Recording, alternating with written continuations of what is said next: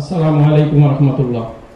জাতীয় উলামা মাশায়েখ আইম্মা পরিষদ কর্তৃক আয়োজিত আজকের এই সম্মেলনের মহতারাম সভাপতি, হবিগঞ্জের বিশিষ্ট পরিবারের সন্তান তথা বাংলাদেশের একজন উল্লেখযোগ্য আলেম, ওয়াইজ, বিশিষ্ট ওয়াইজ এবং আমাদের প্রাণের মানুষ হযরত মাওলানা লোকমান সাদি সাহেব, আমাদের মাঝে উপস্থিত আছেন পীর সাহেব চরমুনাই হুজুর সহ বিভিন্ন দায়িত্বশীল ভাইরা।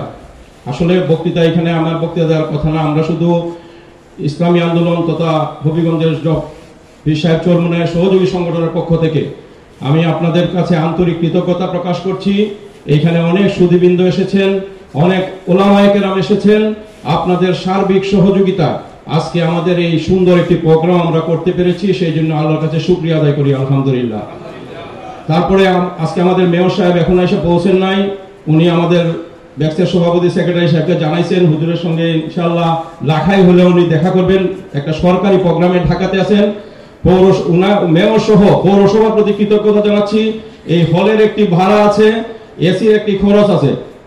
আমি হুজুরের কাছে বিনীত অনুরোধ করছি, মেয়র সাহেব আমাদের কাছে অনুরোধ করেছেন, এই সম্পূর্ণ খরচ মেয়র সাহেব উনি দিয়েছেন নিজের থেকে। হুজুরের কাছে উনি দোয়া চেয়েছেন, ওনার জন্য ওনার ছেলে মারা গেছে 16 বছর বয়সে, হুজুরের কাছে দোয়া চেয়েছেন। আর আমরা সর্বোপরি যে বিশেষ করে উলামা পরিষদের যে দায়িত্বশীল যারা আসছেন হবিগঞ্জে, আমরা আশার আলো দেখতে পাচ্ছি হবিগঞ্জে। ইনশাআল্লাহ লোকমান সাদি সাহেব, মুফতি মহসিন সাহেবের নেতৃত্বে আমরা দল মত নির্বিশেষে হবিগঞ্জে একটি উলামায়ে কেরাম সহ সর্বস্তরের মানুষের এমন একটি প্ল্যাটফর্ম গঠন করব, যে প্ল্যাটফর্ম থেকে হবিগঞ্জে যত ইসলাম বিরোধী যত শক্তি আছে, ইসলাম বিরোধী যত কার্যক্রম আছে, সেই কার্যক্রমকে শক্ত হাতে প্রতিরোধ করবো এই আইম্মা উলামা পরিষদের ব্যানারে। রাজি আছি তো ইনশাআল্লাহ? আল্লাহ আমাদের সবাইকে তৌফিক দিন, আমরা যেন আজীবন মৃত্যু পর্যন্ত আল্লাহর জমিনে আল্লাহর দ্বীন প্রতিষ্ঠার জন্য সবাই ঐক্যবদ্ধভাবে কাজ করতে পারি। আল্লাহ আমাদের সবাইকে কবুল করুন।